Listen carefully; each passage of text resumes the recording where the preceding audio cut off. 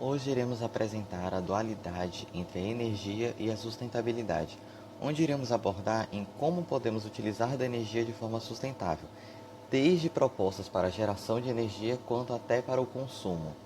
Porém, antes de entrarmos nesse espaço da energia em si, devemos esclarecer um aspecto que é muito importante que não é de tanto conhecimento, que é sobre o paradoxo de Jevons. Ele é referente ao trabalho de um economista britânico, William Jevons, e é conhecido por descrever o ciclo entre aperfeiçoamento tecnológico, sobre a eficiência na qual a gente utiliza de um recurso, e a demanda desse mesmo recurso. Quando pensamos em senso comum, ao aumentarmos a eficiência energética de uma máquina, o consumo de energia ele vai ser reduzido. Porém, o resultado a larga escala é exatamente o oposto. Ao invés de termos essa redução de energia, na verdade a demanda pela energia vai ser bem maior. E isso pode ser aplicado para qualquer recurso natural que você possa utilizar para produzir. Isso, por exemplo, na computação, significa que, se deixarmos o uso do silício mais eficiente, as placas e chips que dependem do silício seriam produzidos com menos gasto, realmente, porém a demanda por eles aumentaria de forma proporcional a ponto da eficiência não reduzir a demanda. Ou seja, tecnicamente, o gasto de recursos seria o mesmo. Essa constatação ela foi observada a partir da Revolução Industrial, onde teve evoluções das máquinas quanto ao uso do carvão e notou-se que, na verdade, o uso total do carvão também aumentou da mesma forma do que o aperfeiçoamento da utilização de energia do próprio carvão. Ou seja, o que isso significa? Basicamente, em, a longo prazo, em uma larga escala, pensando num plano maior, quando aperfeiçoamos uma tecnologia para a eficiência energética ou de algum recurso natural, o que acontece é que o preço se torna mais barato.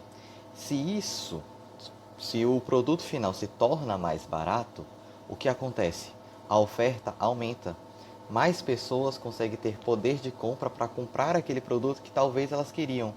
E o que acontece? Se você aumenta a oferta, aumenta a demanda, você tem que aumentar a produção. Se o consumo ele é generalizado, isso é, por exemplo, na Revolução Industrial, eram muitas indústrias têxteis, ou seja, tecidos e etc. Então, se aí existe esse consumo generalizado, existe também um maior consumo de energia ou do recurso para acompanhar o aumento na produção que a demanda exige. Ou seja, a eficiência energética não tem a ver com a sustentabilidade nesse sentido. Logo, como é que podemos pensar então em sustentabilidade e o progresso tecnológico quando trabalhamos com o recurso energético em si?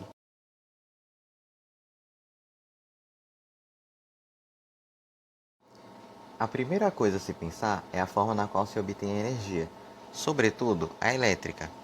A busca por fontes renováveis e sustentáveis de energia é uma preocupação que existe há anos, por se saber sobre a possível escassez de recursos, além dos impactos negativos que as próprias usinas ocasionam ao meio ambiente.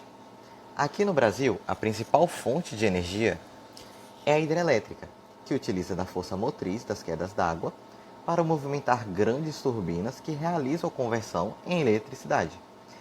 Como já é de senso comum, porém, as usinas hidrelétricas trazem prejuízos diversos na alteração do ecossistema local, onde há redução na qualidade da água e na perda da biodiversidade, por conta do isolamento geográfico.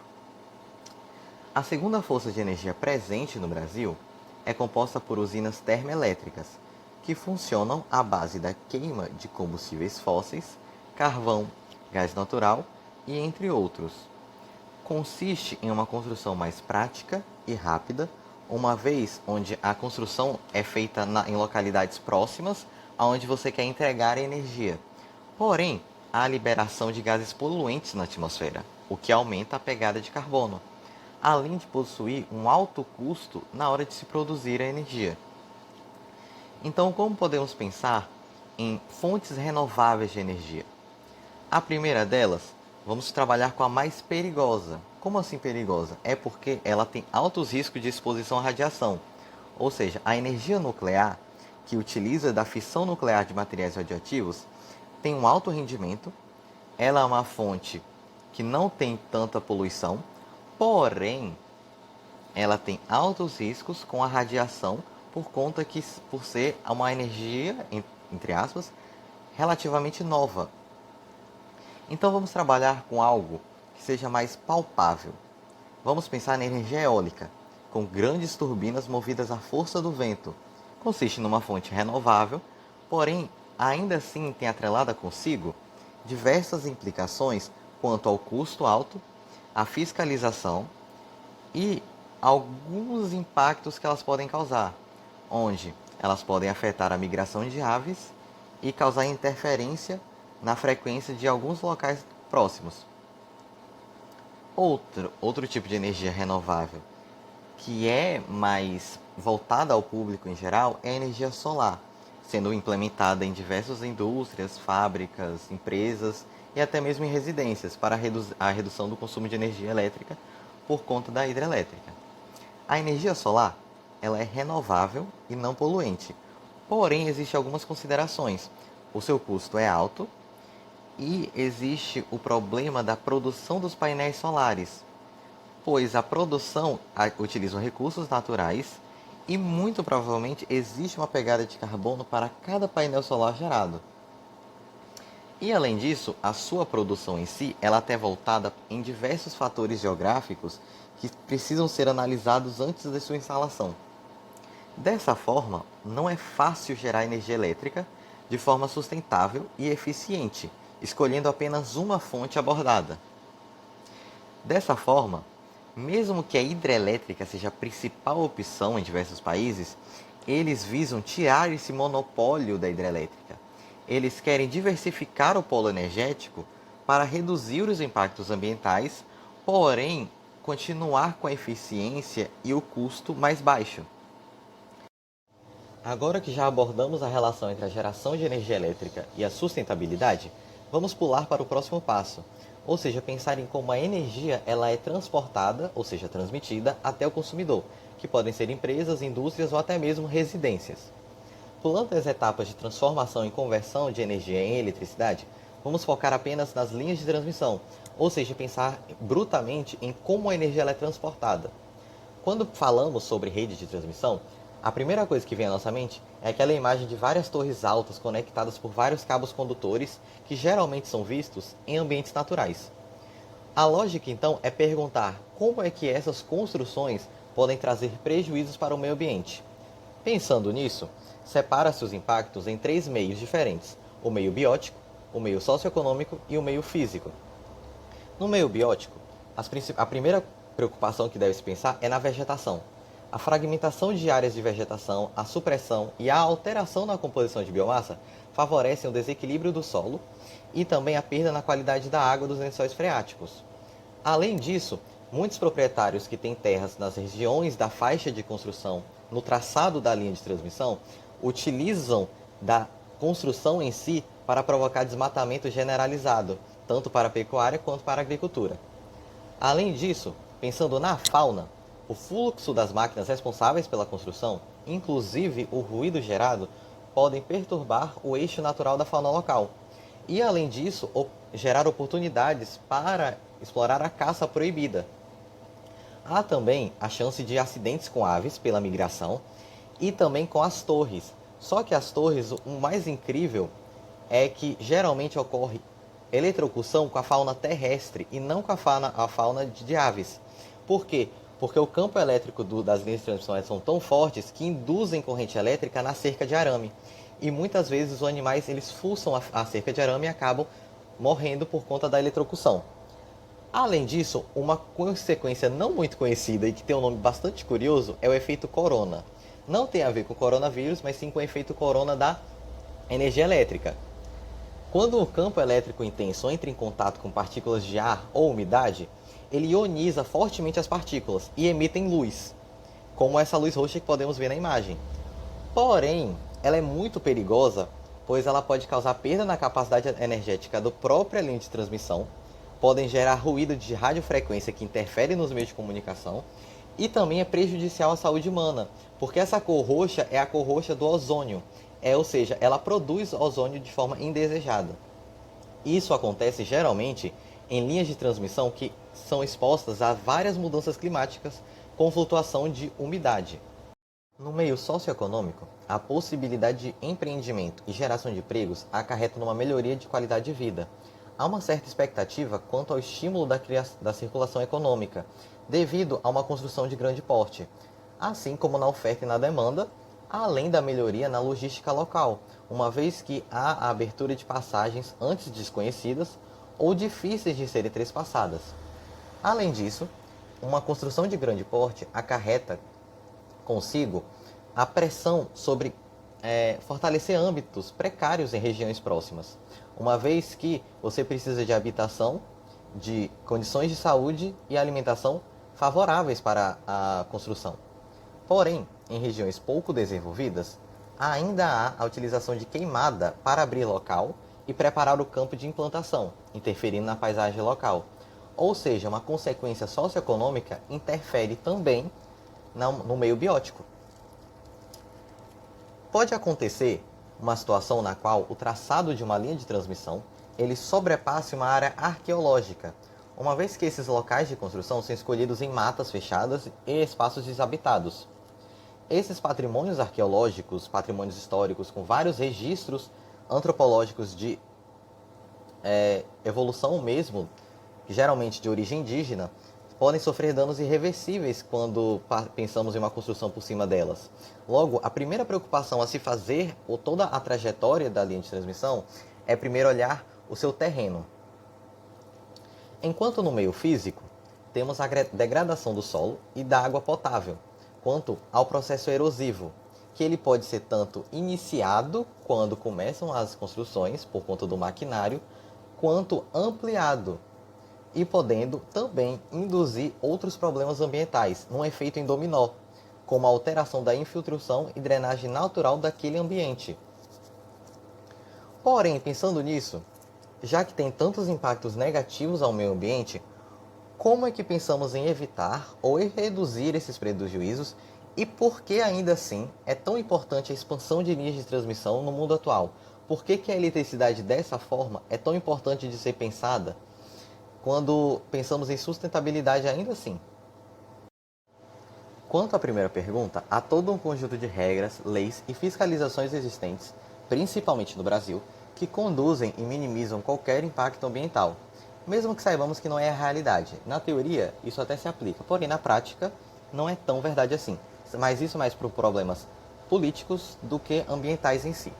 Seguindo com esse pensamento no Brasil, há um guia de avaliação de impacto ambiental, publicado pelo próprio IBAMA, sobre redes de transmissão de energia, com cerca de 90 páginas com várias tabelas relacionando qualquer atividade, as suas consequências e medidas a serem tomadas e os programas que podem ajudar a atenuar os danos.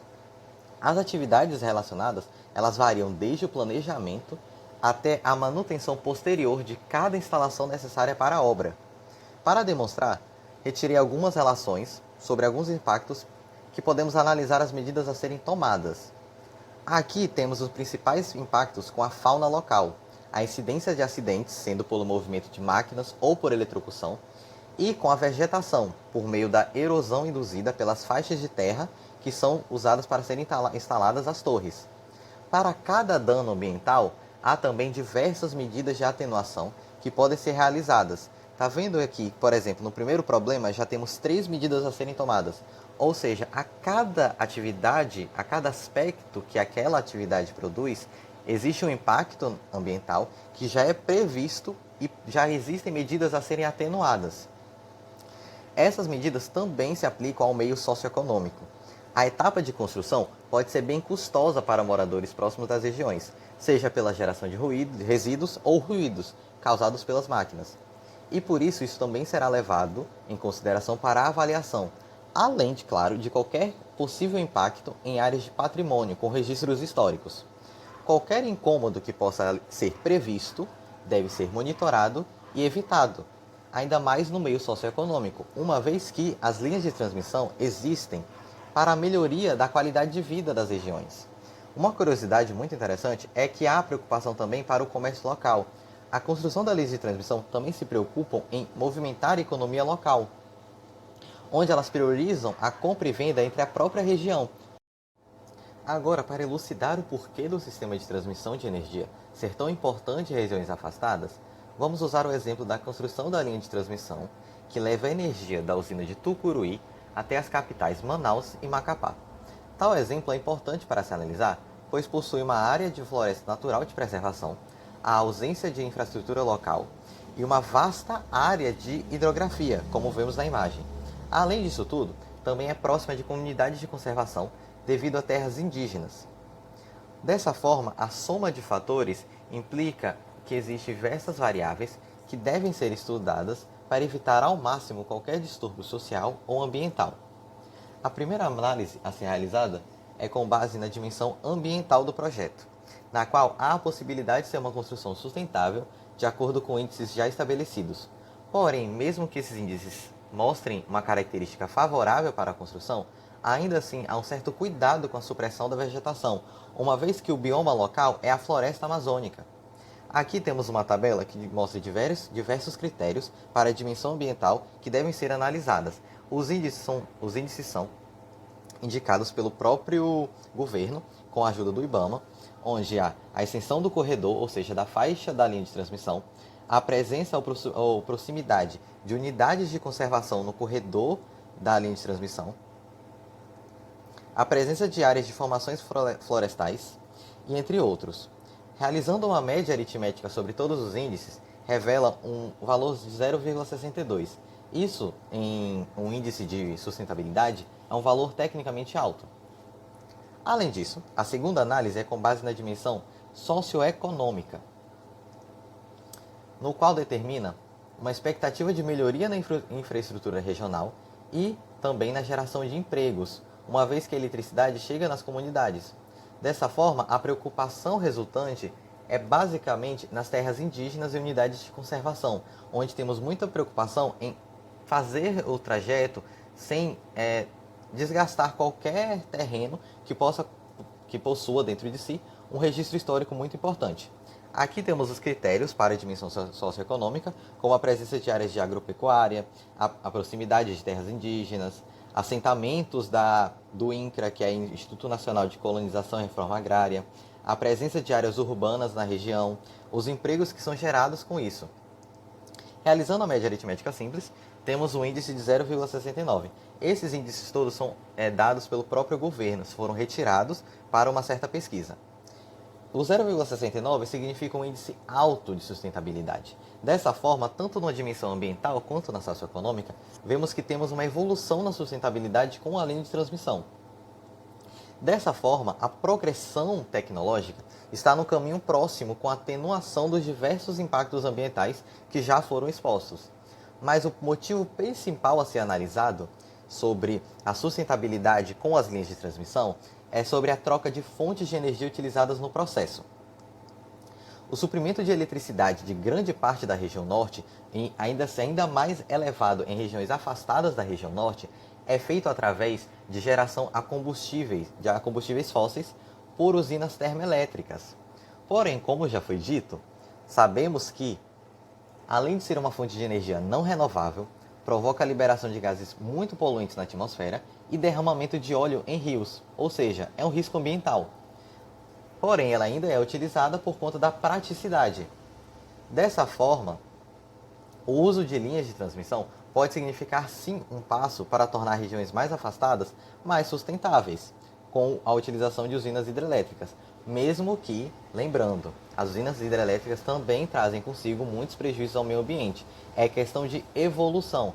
Estamos em um grande progresso e não podemos parar só nas usinas hidrelétricas só porque elas são mais sustentáveis. É sempre buscar mais ainda, tentar ser mais sustentável, reduzir mais ainda os impactos ambientais.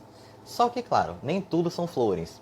Infelizmente, a abertura da instalação das linhas de transmissão gera sobre as florestas e campos a promoção do desmatamento e caça ilegal. Latifundiários usam do seu poder para expandir terras de pecuária, que prejudica a biodiversidade e enfraquece o solo. O pensamento da sustentabilidade nesse meio das linhas de transmissão só pode ser possível a partir da fiscalização intensiva, pois existe sim toda uma legislação, são 90 páginas de pura legislação que abrange o sistema de transmissão de energia. Por isso que nesse quesito é muito mais interessante pensar no lado político do que na melhoria da tecnologia utilizada. A política em si aqui é fundamental, porque é tudo sobre fiscalização intensiva. Já trabalhamos com a geração e transmissão de energia e a sua relação com a sustentabilidade. Então volto a analisar a última etapa, ou seja, o consumo de energia. O mais básico fator e o que rege toda a economia é o consumo. Podemos citar milhares de aplicações onde o gasto de energia está presente de forma massiva, porém, focando apenas em computação, vamos abordar alguns exemplos que conectam as duas áreas. O primeiro caso são os satélites. Representam um passo gigantesco da humanidade quanto à evolução da tecnologia, sobretudo quanto à transmissão de dados. Porém, mesmo sendo um grande advento, as consequências são vistas antes mesmo de seu funcionamento. O lançamento em si de satélites já ocasiona desgastes abusivos ao meio ambiente, apenas só com a queima de combustíveis do foguete. Além disso, a poluição espacial na órbita terrestre ocasiona acidentes que sabotam outras construções ou acabam reentrando na atmosfera, podendo se chocar contra a superfície e espalhar radiação absorvida na órbita. A fibra ótica representa o uso de cabos mais finos e mais leve do que os tradicionais fios de cobre, e transmite a informação com mais eficiência.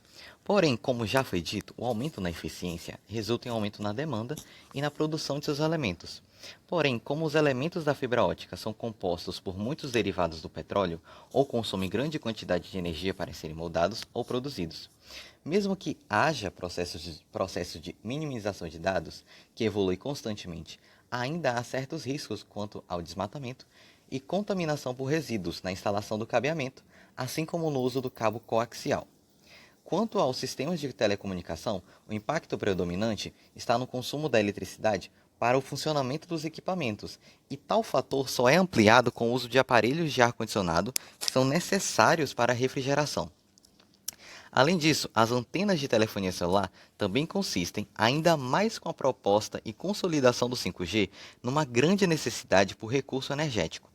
Nessa imagem, temos a primeira antena 5G instalada no Brasil, numa área rural do Mato Grosso, onde foi colocada na primeira metade do ano passado, sendo uma grande aposta para a inovação no agronegócio. Atualmente, a internet se tornou uma ferramenta indispensável no cotidiano de grande parte da população mundial. Porém, mesmo que não seja visível, cada atividade online possui uma pegada de carbono, mesmo que pequena, ainda mais com o uso de dados móveis. A junção de cada atividade online, como assistir vídeos, usar redes sociais, fazer alguma pesquisa, representa uma emissão massiva na atmosfera. Sobre os dados móveis, há alguns dados dispostos no próprio site da Vivo sobre as emissões de carbono. Por exemplo, usar 1 GB de internet móvel emite 140 gramas de gás carbônico. Isso porque os valores das imagens já são desatualizados, ou seja, o aumento da pegada de carbono só aumenta com base a eficiência do celular também aumenta. Isso, no caso, pode ser aplicado tanto para um celular quanto para um computador, laptop, entre outros. Existem também os servidores e data centers responsáveis pelo armazenamento, distribuição de cada conteúdo e por um dos maiores consumos de energia existentes. Dessa forma, a ideia de um consumismo digital não é sustentável pelos recursos necessários para a produção, manutenção e operação de equipamentos que permitam o uso da internet. Nessa imagem temos basicamente uma ilustração sobre os servidores e data centers que são ligados por uma variedade de cabos e que gastam muita energia, que muito provavelmente ela é proveniente da queima de combustíveis fósseis. Para o caso, há uma proposta de uma possível higiene digital, que consiste em pequenas mudanças de hábito para reduzir possíveis danos da digitalização, que é recorrente do mundo atual, como, por exemplo, diminuir o brilho do monitor ou deixar o computador em modo de repouso durante uma pausa. Expondo o fluxo da energia elétrica, ou seja, os aspectos recorrentes da geração, transmissão e consumo de energia, pode-se pensar em várias mudanças que trariam impactos positivos na sustentabilidade, sem evitar o progresso tecnológico. Apenas pensar em como usar os recursos energéticos de forma mais eficiente não trará resultados a longo prazo. Portanto, utilizar dos avanços em pesquisas sobre amenizar o prejuízo ambiental é crucial para a atualidade. Rever a geração de energia, incentivar a produção renovável, estudar e fiscalizar tais leis ambientais para vigorar a transmissão de energia, estabelecer melhorias para o comportamento sustentável entre ser humano e máquina são alguns dos vários pontos a serem considerados para um próximo futuro. Pois o progresso científico e a sustentabilidade não são excludentes, uma vez que o uso correto da tecnologia tem por finalidade proporcionar melhorias na qualidade de vida e não existe vida sem os nossos recursos naturais.